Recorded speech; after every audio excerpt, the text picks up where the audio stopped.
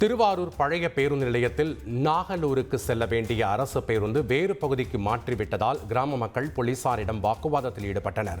நாகலூருக்கு மாலை 6:15 மணிக்கு புறப்பட வேண்டிய பேருந்து இரவு 9 மணியாகியும் வராததால் பயணிகள் திடீர் போராட்டத்தில் ஈடுபட்டனர். அப்போது திருவாரூர் அரசு மருத்துவக் கல்லூரி மருத்துவமனைக்கு சென்ற அந்த பேருந்தை வழிமறித்து நடத்துனரிடமும் பொதுமக்கள் வாக்குவாதத்தில் ஈடுபட்டனர்.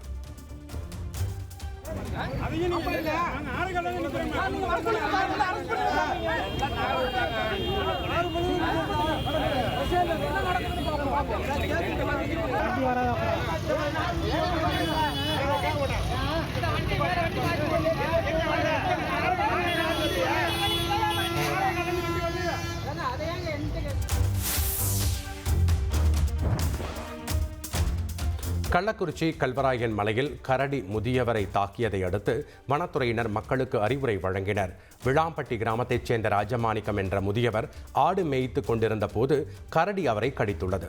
இதனையடுத்து கரடி ஒன்று குட்டி ஈன்றுள்ளதால் தாய் கரடி குட்டிகளை பாதுகாக்கும் வகையில் மனிதர்களை தாக்கக்கூடும் எனவும், அதனால் யாரும் வனப்பகுதியில் ஆடு மாடுகளை மேய்க்கச் செல்ல வேண்டாம் எனவும் வனத்துறையினர் அறிவுறுத்தினர். மேலும் பொதுமக்கள் பாதுகாப்புடன் வனப்பகுதிக்கு சென்று வர வேண்டும் என விழிப்புணர்வு ஏற்படுத்தினர்.